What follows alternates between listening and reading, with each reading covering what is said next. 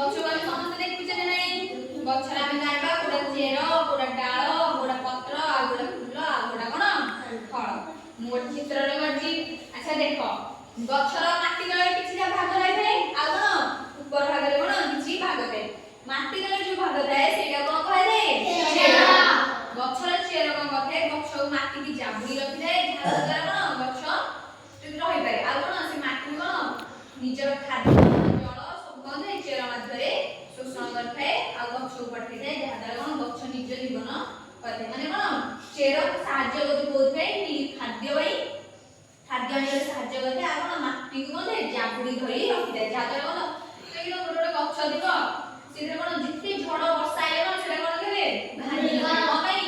ସେ କଣ ଥାଏ ମାଟିକୁ ଜୋରିଆ ଜାବୁଡ଼ିକି ଧରି ରଖିଥାଏ ଆଉ କଣ ଗଭୀର ଭିତରକୁ ଯାଇ ରଖିଥାଏ ସେ କଣ ଥାଏ ଗଛକୁ ଷ୍ଟ୍ରଙ୍ଗ କରିକି ରଖିଥାଏ ହଉ ଏଟା ଆମେ ଜାଣିଲେ ମାଟି ତଳେ ଯୋଉଟା ରହିଛି ତାକୁ କୁହାଗଲା ଚେର ତାପରେ ମାଟିର ଉପର ଭାଗରେ କଣ ରହିଲା ଫାର୍ଷ୍ଟ ଆମେ ଆସିବା ଦେଖିବା କାଣ୍ଡ ଏଇ ଭାଗଟାକୁ ଆମେ କଣ କହିବା କାଣ୍ଡ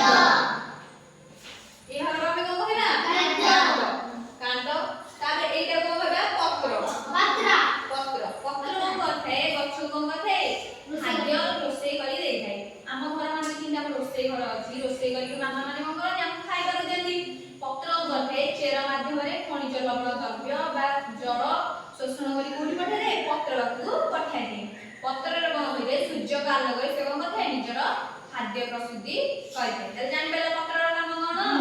ତାପରେ ଆସିଲା କଣ ଫୁଲ ପତ୍ର ପରେ ଆସିବ କଣ ଫୁଲ ଫୁଲ କଣ କରିଥାଏ ଗଛରେ ଥାଏ ଫୁଲରୁ ଆମର କଣ ହେଇଥାଏ ଫୁଲ ମଧ୍ୟ କଣ ଗଛରେ ଗୋଟେ ଅଙ୍ଗ ସେଇ ଫୁଲକୁ କହିଲେ ଫଳ ସୃଷ୍ଟି ହୋଇଥାଏ ତାପରେ ଫୁଲ ପରେ କଣ ହେଇଥାଏ ଆମର ଫଳ ହେଇଥାଏ ତାହେଲେ ଗଛରେ ଜାଣିପାରିଲ କଣ କଣ ଫୁଲ ଅଛି ବା ଭାଗ ଦିଅନ୍ତି ଆମ ଶରୀରରେ ଆଖି ଅଛି କାନ ଅଛି ନାକ ଅଛି ପାଟି ଅଛି ହାତ ଅଛି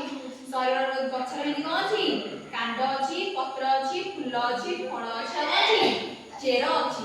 ହଉ ଆମେ ଉଦ୍ଭିଦ ବିଷୟରେ ଜାଣିଲେ ତାର ପାର୍ଟସ ବିଷୟରେ ସବୁ ଜାଣିଲେ ଏଥର ଆମେ ଜାଣିବା ଯେ ଉଦ୍ଭିଦକୁ କେତେ ଭାଗରେ ବିଭକ୍ତ କରାଯାଇଛି ଉଦ୍ଭିଦ କେତେ ଭାଗରେ ବିଭକ୍ତ କରାଯାଇଛି ଦି ଭାଗରେ ବିଭକ୍ତ କରାଯାଇଛି ସବଳ ଉଦ୍ଭିଦ ଆଉ କଣ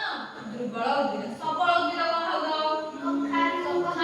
କଖାରୁ ସବଳ ଉଦ୍ଭିଦ ମାନେ କଣ ଯିଏ କଣ ଅନ୍ୟ ଉପରେ ନିର୍ଭର କରୁନଥିବ ଯେପରି ଉଦାହରଣ ମନେକର ଆମେମାନେ ଦେଖିବା ବଡ଼ ବଡ଼ ଲୋକମାନେ ସେମାନେ କଣ ନିଜେ ରୋଜଗାର କରନ୍ତି ନା ନାହିଁ ନିଜେ ରୋଜଗାର କଲେ ତମେ ବାପା ମାନଙ୍କ ଉପରେ ନିର୍ଭର ହବ କି ମାନେ ନିଜେ ରୋଜଗାର କର ସେମାନେ କଣ ସବଳ ତାଙ୍କୁ ସବଳ କହିବେ ନାହିଁ ମାନେ ସେ ନିଜ କ୍ଷମତାରେ ନିଜେ ଖାଇପାରିବେ ପିଇପାରିବେ ଶୋଇପାରିବେ ବା କୋଉଠି ରହିପାରିବେ ଗଛ ମାନେ କଣ କେମିତି ସବଳ ଅଛି ଆଉ କଣ ଦୁର୍ବଳ ଅଛି te ମତେ କୁହ ମୁଁ କହିବି ବରଗଛ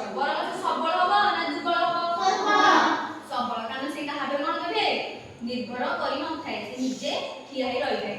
ଆଉ ଆଚ୍ଛା ଦୁର୍ବଳ କାହା କହିବା ଯିଏ କଣ କରିଥାଏ ଅନ୍ୟ ଉପରେ ନିର୍ଭର କରିଥାଏ ବା ଅନ୍ୟ ସାହାଯ୍ୟରେ ଠିଆ ହୋଇଥାଏ ମାନେ କଣ ନିଜେ ଠିଆ ହେଇପାରିନଥାଏ ଅନ୍ୟ ସାହାଯ୍ୟରେ କଣ ହେଇଥାଏ ଠିଆ ହେଇଥାଏ ଯେପରି କଣ କଖାରୁ ଗଛ ସେଟା ଗୋଟେ ଲତା ନା ନାହିଁ ସେ କଣ ନିଜେ ଠିଆ ହେଇପାରୁଛି ଏକୁଟିଆ ବରଗଛ ଭଳିଆ ଠିଆ ହେଇପାରୁଛି କି ଠିଆ ହେଇପାରୁଛି ସେ କେମିତି ଠିଆ ହଉଛି ଆମେ କଣ କରୁଛେ କିଛି ବାଡ଼ି ବା କିଛି ଲଗଉଛେ ଯାହା ଦ୍ୱାରା ସେ କଣ ସେଇଠି ମାଡ଼ି କଣ ହଉଛି ଠିଆ ହେଇ ପାରୁଛି ତାହେଲେ କଖାରୁ ଗଛ କଣ ଗୋଟେ ଦୁର୍ବଳ ଉଦ୍ଭିଦ ଆଉ ବରଗଛ କଣ ଗୋଟେ ସବଳ ଉଦ୍ଭିଦ ଆଚ୍ଛା ମତେ ସବଳ ଉଦ୍ଭିଦ ଗୋଟେ ସମସ୍ତେ ଉଦାହରଣ କହିବ ଜଣକ ତମ ଆଡକୁ ଗୋଟେ ସବଳ ଉଦ୍ଭିଦ ଉଦାହରଣ ପଟାସ ଗଛ ଆଉ ବରଗଛ ଆଉ ଆମ୍ବ ଗଛ ଆଉ ତାଳ ଗଛ ନଡ଼ିଆ ଗଛ ସବୁ ଜାତି ଆଉ ଦୁର୍ବଳ ଗଛର ଉଦାହରଣ ଦେଖ କଖାରୁ ଗଛ କଲରା ଗଛ କାକୁଡ଼ି ଗଛ ଆଉ କଣ ଭେଣ୍ଡି ଗଛ ମନି ପ୍ଲାଣ୍ଟ ଗଛ ଦେଖିଛ ମନି ପ୍ଲାଣ୍ଟ ଗଛ ଦେଖିନଥିବ ସେଇ ଗଛଟା ବି ସେ କଣ ହେଇଥାଏ ଏମିତି ସାହାରାରେ କଣ ହେଇଥାଏ ବୁଲେଇ ବୁଲେଇ ଗଛ ଭଳି ରହିଥାଏ ତାହେଲେ ସମସ୍ତେ ଜାଣିପାରିଲ ଉଦ୍ଭିଦ କେତେ ଭାଗରେ ବିଭକ୍ତ କରାଯାଇଛି ଦି ଭାଗରେ କଣ